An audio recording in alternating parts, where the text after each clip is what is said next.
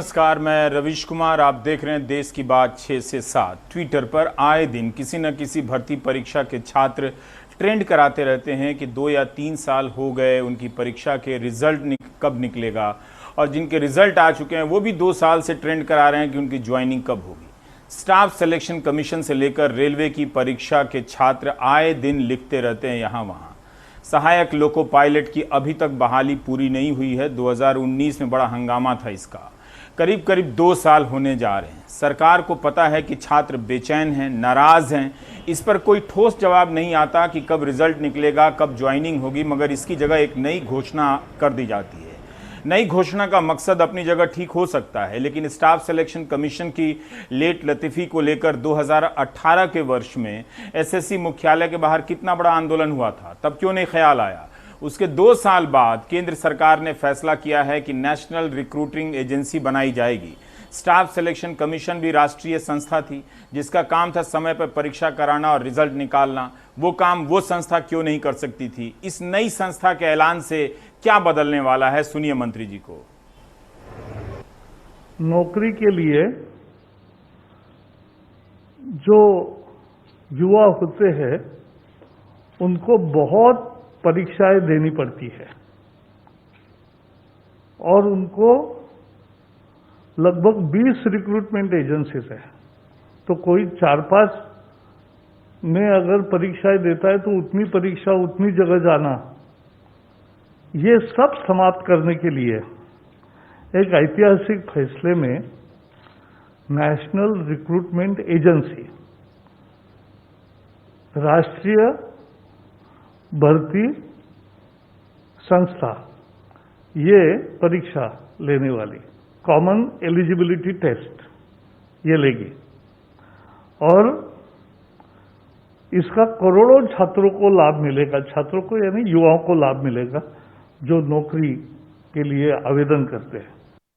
ये मांग थी पूरे युवा पीढ़ी की सालों से, लेकिन नहीं हो रहा था। लेकिन इस एक निर्णय से, नेशनल रिक्रूटमेंट एजेंसी से एक परीक्षा, उससे उनकी तकलीफ भी दूर होगी, उनका पैसा भी बचेगा और मानसिक स्वास्थ्य भी ठीक रहेगा। बदला यही है कि अलग अलग एजेंसियां परीक्षाएं कराती थीं। रेलवे अपनी अलग परीक्षा कराती थी, स्टाफ सिलेक्शन कमीशन अपनी परीक्षा कराती थी। अब भी अलग अलग परीक्षा होगी, मगर एक एजेंसी कराएगी जो पहले कॉमन एलिजिबिलिटी टेस्ट लेगी। करीब 20 प्रकार की परीक्षाएं एजेंसियां अपनी अपनी परीक्षाएं लेती थी। इन सभी को एक एजेंसी के दायरे में लाया जाएगा। यह कितना बड़ा मामला है आप इसी से समझ लें कि 2.5 से 3 करोड़ छात्र केंद्र सरकार की भर्ती परीक्षाओं में शामिल होते हैं। नेशनल रिक्रूटमेंट एजेंसी एक शुरुआती परीक्षा कराएगी जिसका नाम होगा कॉमन एलिजिबिलिटी टेस्ट। इसमें पास हुए लोग अलग अलग विभागों की परीक्षा दे सकेंगे। उसमें से जो छंट के जाएंगे स्क्रीनिंग होगी। रेलवे, वित्त विभाग, स्टाफ सिलेक्शन कमीशन, बैंकिंग सेवाओं की परीक्षा इसके जरिए अब होगी। इसके लिए जिला स्तर पर परीक्षा के केंद्र बनाए जाएंगे। लाखों नौजवान अपनी परीक्षा के रिजल्ट का इंतजार कर रहे हैं। जो पास हो चुके हैं वो ज्वाइनिंग का इंतजार कर रहे हैं, वो अभी भी कर रहे हैं। उनके बारे में भी एक टाइमलाइन जारी होती तो ये घोषणा और अच्छी लगती। अब ये जो वीडियो है उन छात्रों ने भेजा है जो पटना में प्रदर्शन कर रहे थे। इनकी कहानी सुनिएगा। 9 सितंबर 2017 को बिहार सरकार ने 1248 सहायक इंजीनियर की वैकेंसी निकाली। 1 साल बाद 15 सितंबर 2018 को प्रारंभिक परीक्षा होती है। उसका रिजल्ट आता है 30 जनवरी 2019 को। मामला कोर्ट में जाता है और कोर्ट से मेंस की परीक्षा का आदेश मिलता है। 27 से 31 मार्च 2019 के बीच मेंस की परीक्षा होती है। इंजीनियरिंग बहाली का बता रहा हूँ। फिर मामला कोर्ट जाता है। अभी तक कोर्ट का फैसला नहीं आया है, रिजल्ट नहीं निकल रहा है मेंस का। सितंबर 2017 से अगस्त 2020 आ गया। अपनी रिजल्ट परीक्षा के लिए ये लोग पुलिस की लाठियां खा रहे हैं। आए दिन हर राज्य से ऐसी तस्वीरें आती रहती हैं। कहीं कोई समाधान नहीं है। नेशनल रिक्रूटमेंट एजेंसी की तरह ऐसी क्या नई व्यवस्था होने जा रही है जो पुरानी व्यवस्थाओं से नहीं हो सकती थी। और अगर पुरानी व्यवस्थाओं से नहीं हो सकती थी, पुरानी संस्थाएं किसी काम की नहीं हैं, जो कि लगता भी है कि नहीं है, उनकी पुरानी परीक्षाओं को लेकर कोई नीति क्यों नहीं बनती, क्यों नहीं ऐलान होता, कि बैकलॉग जो है वो क्लियर किया जाएगा। यही नहीं, centre for monitoring Indian economy ने अपने सर्वे में बताया है कि अप्रैल से लेकर जुलाई तक 1.8 करोड़ नौकरियां कम हो गई हैं पिछले साल के मुकाबले। सिर्फ जुलाई महीने में 50 लाख सैलरीड यानी हिंदी में वेतन भोगियों की नौकरी चली गई है। 50 लाख। हम समझ रहे हैं सुशांत सिंह का केस सबसे बड़ा है, सारी वेबसाइट पर जाकर देखिए कितना कवरेज है, लेकिन 50 लाख लोगों की नौकरी चली गई है, उसका कवरेज कितना है मैं किसी को कोई अपवाद नहीं छोड़ता। कल ही हिमांशु शेखर ने बताया कि टूर एंड ट्रेवल सेक्टर का अनुमान है कि 4 करोड़ नौकरियां जाएंगी। हिमांशु शेखर ने जुलाई के महीने में छोटे लघु मध्यम उद्योगों के सेक्टर का भी एक अनुमान बताया था कि अगस्त तक 3 से 4 करोड़ नौकरियां जाने का अनुमान है। तो चारों तरफ से करोड़ों लोगों की नौकरियां जाने की खबर आ रही है। इस बीच हिमांशु की ये रिपोर्ट देखिए। केरल के समंदरों से लेकर राजस्थान के रेगिस्तानों तक पर्यटन सहित कई उद्योग धंधे ठप हैं। पूरे देश में लाखों लोग अब तक बेरोजगार हो चुके हैं। भारतीय अर्थव्यवस्था पर नजर रखने वाली संस्था centre for monitoring Indian economy ने अपनी ताजा रिपोर्ट में कहा है कि सिर्फ जुलाई महीने में देश में 50 लाख लोगों की नौकरियां गईं। इस साल अप्रैल से जुलाई तक कुल 1 करोड़ 89 लाख नौकरियां जा चुकी हैं। असंगठित क्षेत्र में रोजगार के अवसर में कुछ सुधार जरूर हुआ है, लेकिन नौकरियों का यह संकट बताता है कि यह सुधार बीमार है। कुछ काम करने वाले भी कम हो गए कोविड के डर से, और कुछ काम देने वाले भी कम हो गए, काम शुरू ही नहीं हो रहा। और एक पहले से एक अलग से प्रॉब्लम तो था ही कि जो एंटरप्रेन्योर्स हैं या काम देने वाले लोग हैं उनके इन्वेस्टमेंट की प्रॉब्लम थी, क्रेडिट की प्रॉब्लम थी, अंडर यूटिलाइजेशन ऑफ कैपेसिटी की प्रॉब्लम थी पहले से ही। कोविड ने और इसको कई गुना बढ़ा दिया, तो तब तक ये सिचुएशन नॉर्मल होगा नहीं और जॉब क्रिएशन होगा नहीं। दरअसल देश में कोरोना के बढ़ते मामलों का असर अर्थव्यवस्था में सुधार की रफ्तार पर पड़ रहा है। कई सेक्टर अब भी बुरी तरह से प्रभावित हैं, जिनमें टूरिज्म, ट्रैवल और हॉस्पिटैलिटी सेक्टर शामिल है। यहाँ 3 से 4 करोड़ तक नौकरियां जाने का अंदेशा है। हमारी इंडस्ट्री सबसे पहले इफेक्ट होती है और सबसे लास्ट में रिकवर होता है। तो जब तक और सेक्टर्स पूरी तरीके से खुलेंगे नहीं और बिजनेस एक्टिविटी नहीं शुरू होगी, हमारा सेक्टर को अभी बहुत समय लगेगा और हमें इस संघर्ष का सामना करना पड़ेगा करीबन 8 से 12-15 महीने तक आगे। बुधवार को ही जारी भारतीय अर्थव्यवस्था पर अपनी ताजा रिपोर्ट में वर्ल्ड बैंक ने भी आगाह किया है कि भारत में बढ़ते कोरोना के मामलों और कमजोर पड़ती अर्थव्यवस्था की वजह से मौजूदा वित्तीय साल में भारत की अर्थव्यवस्था पहले के अनुमानित 3.2% से ज्यादा सिकुड़ सकती है। यानी आने वाले दिनों में अगर भारतीय अर्थव्यवस्था के हालात नहीं सुधरे तो भारत में रोजगार का यह संकट और बड़ा हो सकता है। दिल्ली से हिमांशु शेखर, एनडीटीवी इंडिया। अब मैं आपको एक चीज बताता हूं। आप केंद्र सरकार के मंत्रियों के ट्विटर हैंडल पर जाइए। उनके ट्विटर हैंडल पर इन करोड़ों लोगों की नौकरी जाने पर किसी प्रकार की प्रतिक्रिया आपको नजर नहीं आएगी। 50 लाख सैलरीड क्लास की नौकरी चली गई है, 50 लाख जुलाई के महीने में, उसे लेकर किसी तरह की प्रतिक्रिया नजर नहीं आएगी। आज जब नेशनल रिक्रूटमेंट एजेंसी का ऐलान हुआ है तो इस तरह से उत्साह व्यक्त किया जा रहा है जैसे नौकरी देने के मामले में कोई पहल हुई है। ध्यान रखिएगा, ये परीक्षा की एजेंसी है, नौकरी देने की एजेंसी अभी नहीं है। नौकरी देने के मामले में कोई कमिटमेंट नहीं किया जा रहा है। यह भी याद दिलाना जरूरी है कि कुछ हफ्ते पहले रेल मंत्रालय ने ही कहा था कि अगले 1 साल तक भर्तियां नहीं होंगी और पता करें कि किन किन विभागों में क्या क्या गुंजाइश है नौकरियों को कम करने की, लोगों को कम करने की। वो खबर कितनी छोटी और मामूली तरीके से कालीन के नीचे सरका दी जाती है और नेशनल रिक्रूटमेंट एजेंसी की खबर बड़ी कर दी जाती है। इस एजेंसी की खबर इतनी बड़ी हो जाती है कि 8 करोड़ 9 करोड़ लोगों की नौकरी जाने की रिपोर्ट छोटी हो जाती है। वो मंत्रियों के ट्विटर हैंडल पर चिंताओं में कहीं नजर नहीं आती है।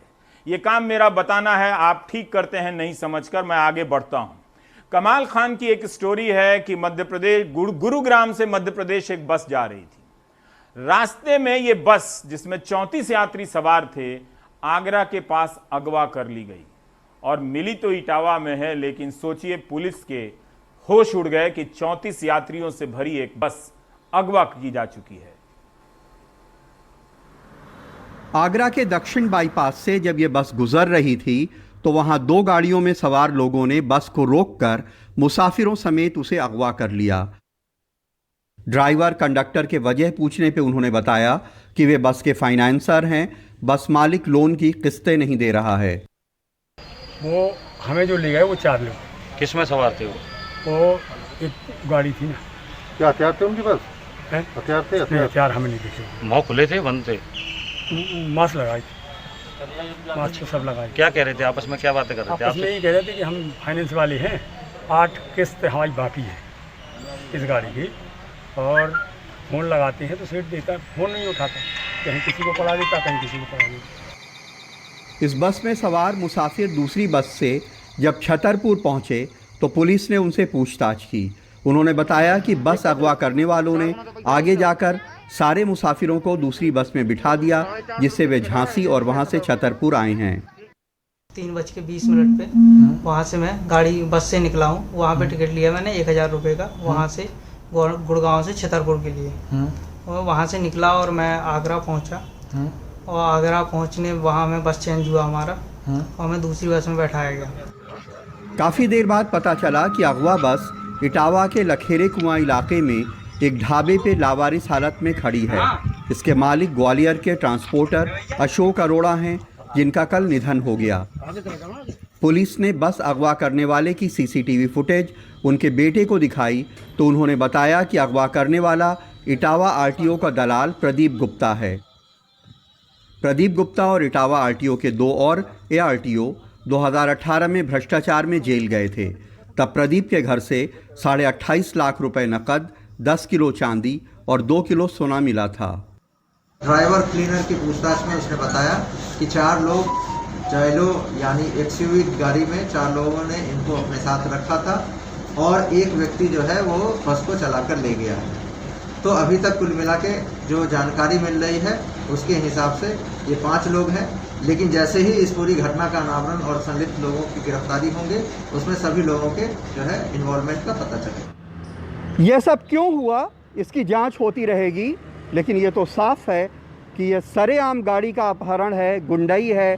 इससे साफ पता चलता है कि गुंडों में पुलिस का खौफ नहीं है और वो कितने बेधड़क हैं। आगरा में नसीम, इटावा में अरशद और लखनऊ में कैमरामैन राजेश गुप्ता के साथ कमाल खान, एनडीटीवी इंडिया। क्या क्या हो जाता है इस बीच, लेकिन इसीलिए ऐसी खबरें जिससे व्यवस्थाएं लचर नजर आती हैं, इन्हीं खबरों को गायब करने के लिए डिबेट फार्मूला लाया गया और उसमें उत्तेजक टॉपिक ढूंढा जाता है ताकि आप दिन रात उसी पर बहस करते रहें, लगे कि यही आपका रोजगार हो गया है। ये न्यूज़ चैनलों ने अपने आराम के लिए ये ढूंढा, लेकिन देखिए देश का कितना नुकसान होता जा रहा है। इस तरह की रिपोर्ट से बातें सामने आती हैं। अब इस रिपोर्ट को भी आपकी सराहना कीजिए कि कितनी मेहनत से आशीष और सुनील सिंह ने मिलकर तैयार की है कि सुशांत सिंह मामले में फैसला किन किन दलीलों के आधार पर, किन किन कानूनी मोड़ से गुजरते हुए दिया गया है। सुशांत सिंह राजपूत की मौत किन हालात में हुई, इसका जिम्मेदार कौन है, ये पता लगाना अब सीबीआई का काम है। सुप्रीम कोर्ट ने अपने फैसले में कहा, सुशांत केस की सीबीआई जांच होगी, मुंबई पुलिस सारे दस्तावेज सीबीआई को दे, सीबीआई जांच में मुंबई पुलिस सहयोग करे। महाराष्ट्र सरकार इस फैसले को चुनौती नहीं दे सकती। पटना में दर्ज एफआईआर वैध है, इसका संबंध धन के दुरुपयोग से है। इस केस में मुंबई पुलिस की साख दांव पर थी। अदालत ने मामले को भले ही सीबीआई को सौंप दिया हो, लेकिन मुंबई पुलिस के लिए राहत की बात यह रही कि अदालत ने उसकी जांच पर कोई टिप्पणी नहीं की। हालांकि अदालत ने यह जरूर कहा कि मुंबई पुलिस को बिहार पुलिस से असहयोग नहीं करना चाहिए था, इससे संदेह पैदा हुआ। मुंबई पुलिस हो या राज्य सरकार, दोनों के पास बोलने के लिए कुछ खास नहीं बचा है। एक बार हमें ऑर्डर की कॉपी प्राप्त होगी, हम ऑर्डर को एग्जामिन करके और उसके बाद आगे फर्दर कोर्स ऑफ एक्शन हम डिसाइड करेंगे। अभी तक कॉपी हमको प्राप्त नहीं है। सुप्रीम कोर्ट का फैसला आया है, उसकी ऑर्डर की कॉपी हमको मिलेगी।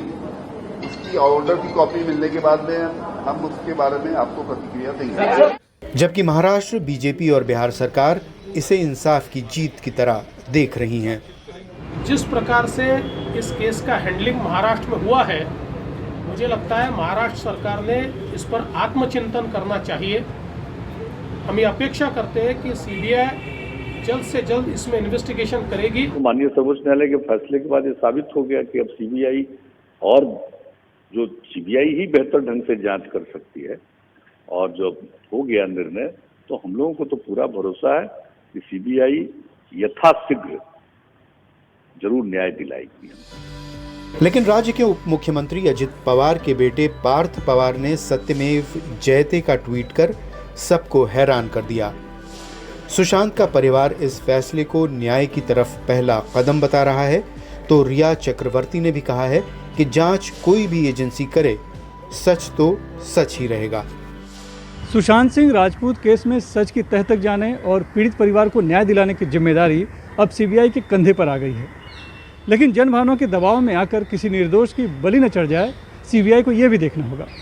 दिल्ली से आशीष भार्गव और मुंबई से कैमरामैन संजय मंडल के साथ सुनील सिंह, एनडीटीवी इंडिया के लिए। और अब उत्तराखंड से देखिए, बल्कि पूरे देश के जो बैंड मास्टर हैं, जो बैंड बजाते हैं, वो लोग वो बहुत परेशान हैं। ना उन्हें किसी प्रकार का मुआवजा मिला है, ना उनकी आर्थिक सुरक्षा की किसी तरह की बात हुई है। ये उत्तराखंड से रिपोर्ट देखिए और फिर हम ब्रेक लेते हैं।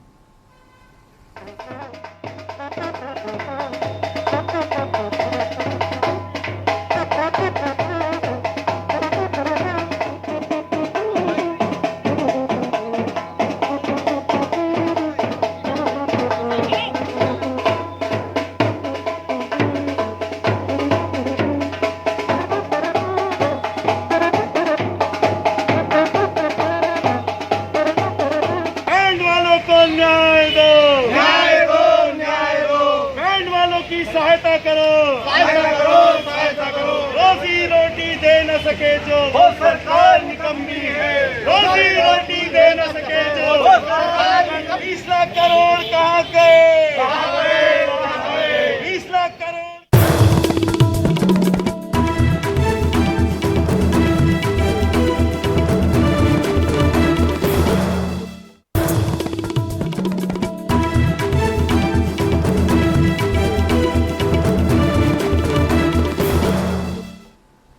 दिल्ली एनसीआर में जमकर बारिश हुई और इस बारिश के कारण गुरुग्राम से लेकर दिल्ली फरीदाबाद तक के सारे अंडरपास ज़्यादातर भर गए। मिंटो ब्रिज जो अक्सर भर जाया करता था, उसका इलाज हो चुका है, वो अब नहीं भरा है।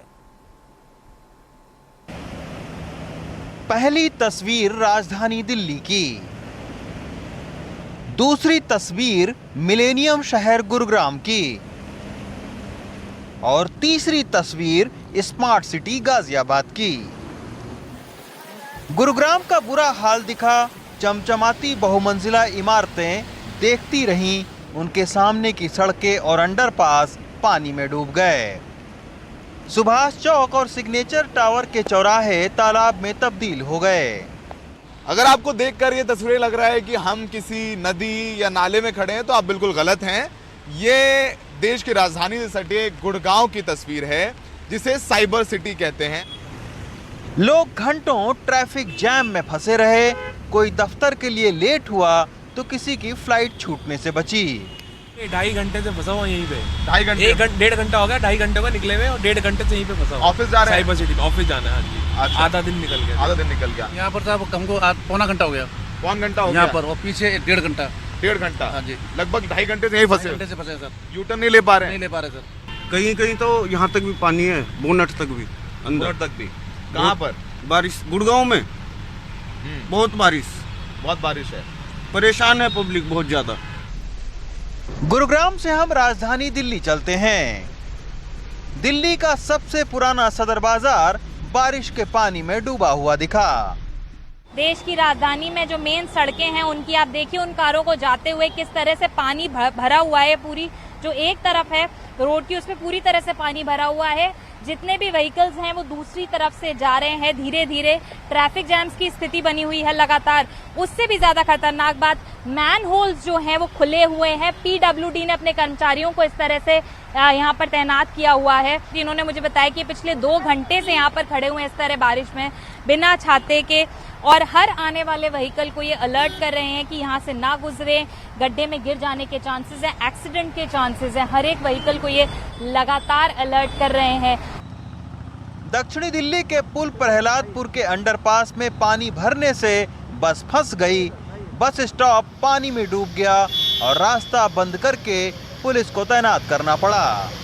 मैं इस वक्त पुल प्रहलादपुर के पास में खड़ा हूं और ये आप देखिए कि यहाँ पर 3 दिन पहले भी बारिश में पानी भर गया था पूरा और एक बस अभी डूब गई है।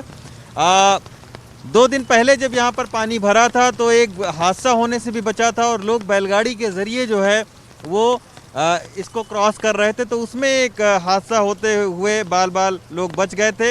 ये जो रास्ता है ये फरीदाबाद से गुड़गांव को जोड़ता है। मेहरौली बदरपुर रोड की ओर ये रास्ता जाता है और अगर किसी को फरीदाबाद से गुड़गांव जाना है तो इस अंडरपास का वो उपयोग करते हुए और फिर मेहरौली बदरपुर होते हुए वो गुड़गांव की ओर जाता है। मुझे बस प्रहलादपुर क्रॉस करके मुझे ऑफिस जाना था।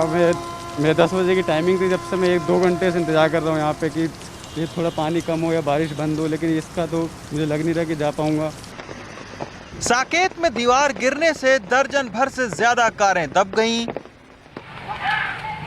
दिल्ली से महज 20 किलोमीटर दूर स्मार्ट सिटी गाजियाबाद का ये लोनी थाना पूरा पानी पानी हो गया,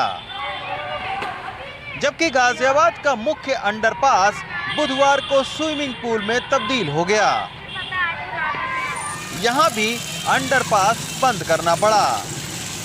एक दिन की बारिश अगर दिल्ली एनसीआर का ये हाल कर देती है तो ये मिलेनियम महानगर किसी बड़ी मौसमी आपदा के लिए कितने तैयार हैं, इसकी बस कल्पना की जा सकती है।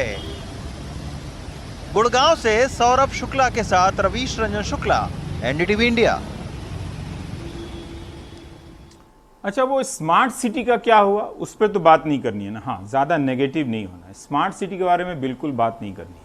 क्या ये हम बात कर सकते हैं कि अगर 3-4 घंटे की बारिश में ये हाल है तो किसी दिन अगर 6 घंटे की बारिश हो गई तो इन शहरों का क्या होगा, उसमें आम लोग किस तरह से फंसेंगे और संपत्तियों का नुकसान होगा? नहीं, ये भी नेगेटिव छोड़ देते हैं। हम उस पॉजिटिव आदमी की तरफ देखते हैं जो 100 किलोमीटर से ज़्यादा दूरी साइकिल से तय करता है अपने बच्चे को इम्तहान दिलाने के लिए। Positive story.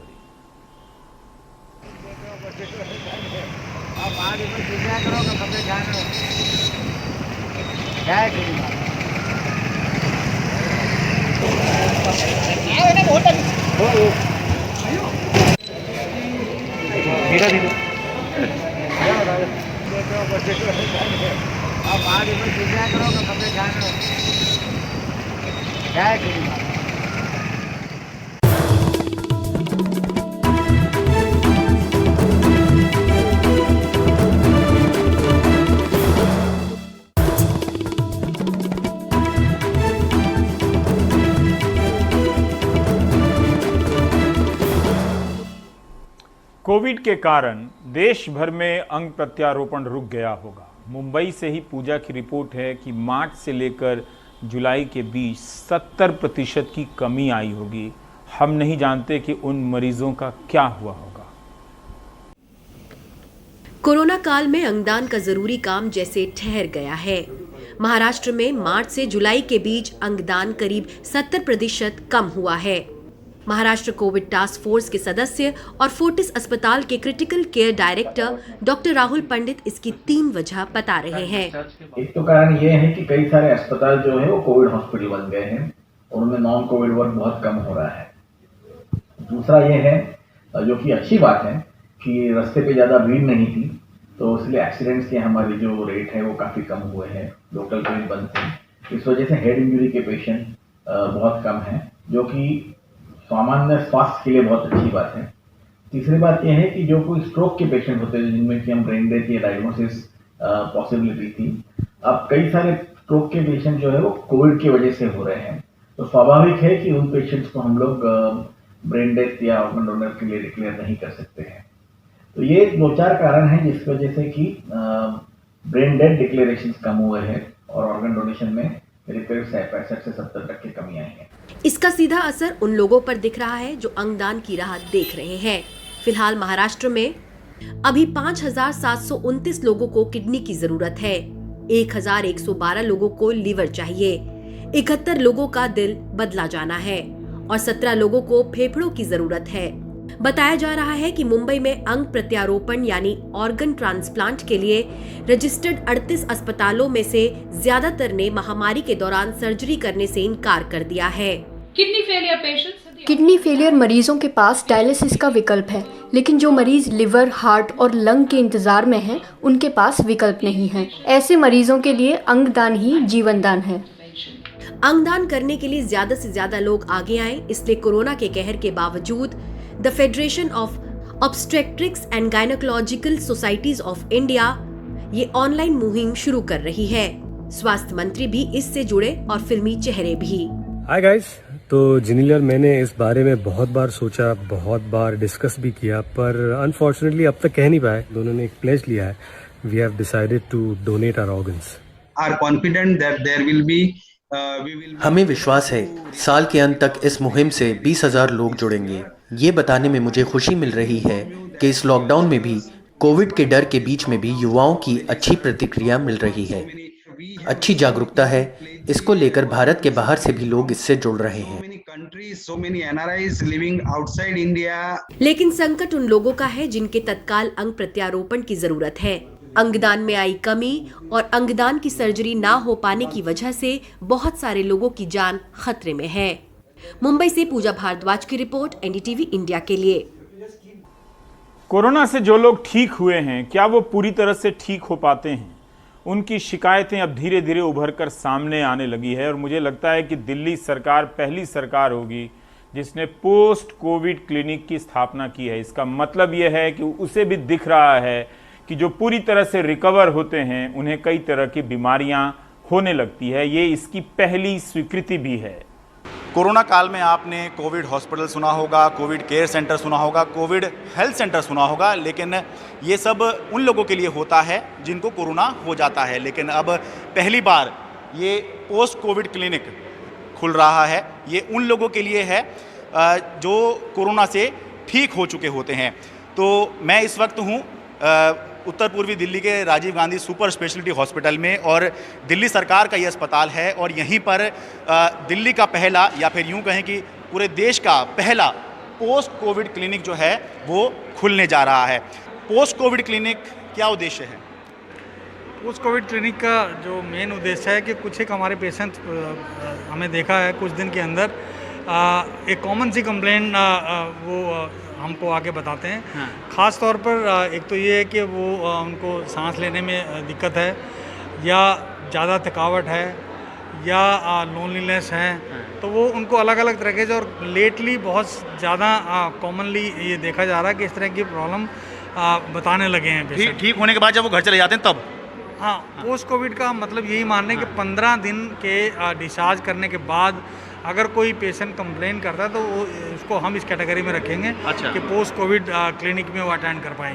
अभी एक्चुअली हम इसकी तैयारी ही कर रहे हैं कि कल माननीय सीएम साहब इसको इनॉग्रेट करेंगे। ठीक है। ये हमारा यहाँ पेशेंट रजिस्ट्रेशन के लिए जगह बनाई है। ठीक है।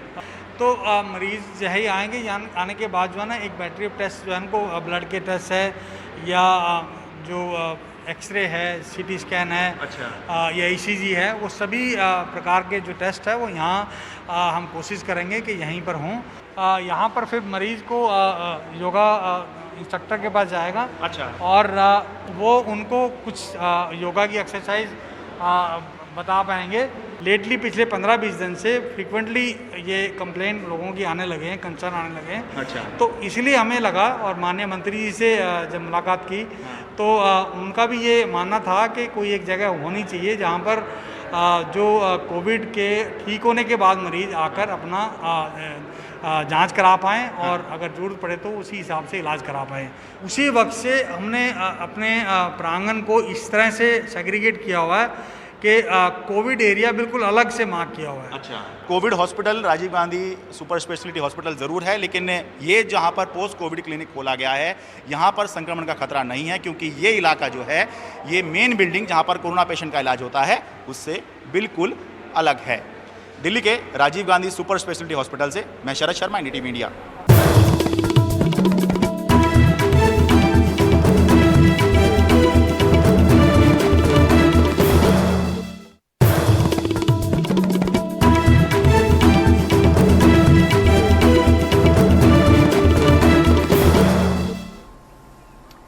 और अनुराग द्वारी बता रहे हैं कि मध्य प्रदेश में अभी तक टेस्टिंग के मामले में मध्य प्रदेश पीछे क्यों है। सोनू राठौड़ आशा कार्यकर्ता हैं, खुद लोगों के सैंपल लेती थीं। पिछले हफ्ते मध्य प्रदेश के 6,500 संक्रमितों की लिस्ट में इनका भी नाम था। जिस दिन रिपोर्ट आई, स्वास्थ्य विभाग की टीम घर आई, सैनिटाइज किया, लेकिन घर पर ऑक्सीमीटर और कुछ दवाएं देकर चली गईं। 4 दिनों से न कोई डॉक्टर आया न दवा मिली। अभी आपको क्या देखे गए? ये दवाई की कुछ भी दवाई नहीं देखे गए, खाली ये मेडिसिन ये देखे गए। क्या बोल रहे थे? आएंगे फिर जांच करने भी नहीं आए? हाँ, जांच करने भी नहीं आए। कल बोला था, बोले मैंने उनको, तो बोले तुम तो बाहर ही मत आओ, मेरे को तो बाहर ही नहीं आना है उन्होंने। और जांच करने का क्या बोले? जांच करने का मना कर दिया, बोले अब तुमको 10 दिन रहना ही पड़ेगा ऐसा। आपको कुछ चेक वेक करा को दूर से, कोई मशीन से? कुछ भी नहीं करा अभी तक। ये सब क्या गोली, कौन सी गोली देने का बोल रहे थे? गोली का बोला उन्होंने, इसके अलावा कुछ नहीं। राज्य के लिए एक और फिक्र की बात है नमूनों की कम जांच। कोरोना संक्रमित 15 बड़े राज्यों में जांच के मामले में मध्य प्रदेश आखिरी पायदान पर है। दिल्ली में जहां प्रति 10,65,176 सैंपल लिए जा रहे हैं, वहीं मध्य प्रदेश में 11,921। 15 अगस्त तक मध्य प्रदेश में सिर्फ 10 लाख टेस्ट हुए हैं। बीच में 2 त्योहार ऐसे आ गए थे, 2-3, जिसके वो लगातार थे। 30 तारीख से 3 तारीख के बीच के त्यौहार थे, जिसके कारण नीचे आया था ग्राफ। त्योहारों में बहुत दिक्कत आई थी, लेकिन हम उसको स्पीड को बढ़ा रहे हैं, इसलिए मैंने कहा 2-3 दिन के अंदर 21 पे आएंगे। पूर्व मुख्यमंत्री कमलनाथ ने मुख्यमंत्री शिवराज सिंह चौहान को पत्र लिखकर कोरोना टेस्ट को लेकर सवाल उठाए हैं। विपक्ष का आरोप है सरकार झूठे आंकड़े दे रही है। रोज मुख्यमंत्री, सरकार, गृह मंत्री और सरकार के आंकड़े झूठ बोलते हैं। पहले मरने वालों की संख्याओं में झूठ बोलते हैं, फिर संक्रमित लोगों की संख्या में झूठ बोलते हैं, जिले में बोलते हैं, प्रदेश में बोलते हैं। पहले 20,000 किट की बात हो रही थी, टेस्टिंग किट की, अब फिर से कह रहे हैं 20,000 किट की। मतलब एक ही बात को कितनी बार मैनिपुलेट करेंगे। जैसा कि नरोत्तम मिश्रा ने कहा कि हमने भगवान भरोसे छोड़ दिया है, जीना हो जियो, मरना है मरो। स्वीकार किया नरोत्तम मिश्रा। मैं तो उनको साधुवाद देता हूँ, इतना ईमानदार एक परिपक्व नेता है जिन्होंने कहा कि हाँ, हमारी सरकार कुछ नहीं कर सकती है, मरना है मर जाओ। मध्य प्रदेश में कोरोना को लेकर टेस्ट बढ़े हैं, ये तथ्य है, लेकिन ये भी तथ्य है कि आबादी और संक्रमण के हिसाब से देश के बड़े राज्यों में सबसे कम टेस्ट मध्य प्रदेश में ही हो रहे हैं। ऐसे में सवाल है कि क्या बीमारी या आंकड़ों को छुपा करके कोरोना जैसी महामारी से छुपन छुपाई खेलते हुए लड़ा जा सकता है। भोपाल से कैमरा पर्सन रिजवान खान के साथ अनुराग द्वारी, NDTV इंडिया। इस तरह की रिपोर्ट को देखते हुए क्या आप देश के बारे में कुछ समझ पाते हैं? मैं 2 करोड़ नौकरी देने के वादे की याद नहीं दिलाना चाहता, इतना ज़रूर याद दिलाना चाहता हूं कि जब खबर आती है कि रेलवे इस साल भर्तियां नहीं करेगी, पुरानी भर्तियों के रिजल्ट नहीं आ रहे हैं, उसमें करोड़ों छात्र परेशान हैं, और अब इसे बताया जा रहा है कि एक नेशनल रिक्रूटिंग एजेंसी आ रही है जो केंद्र की 1.25 लाख भर्तियों को हर साल जो होती हैं वो करेंगी। ये बता दिया जाता कि 2014 से लेकर अब तक क्या 1.25 लाख के हिसाब से हर साल भर्ती हुई है? नहीं हुई है ना। तो बड़ी खबर कौन सी है? आप देखते रहिए देश की बात 6 से 7। नमस्कार।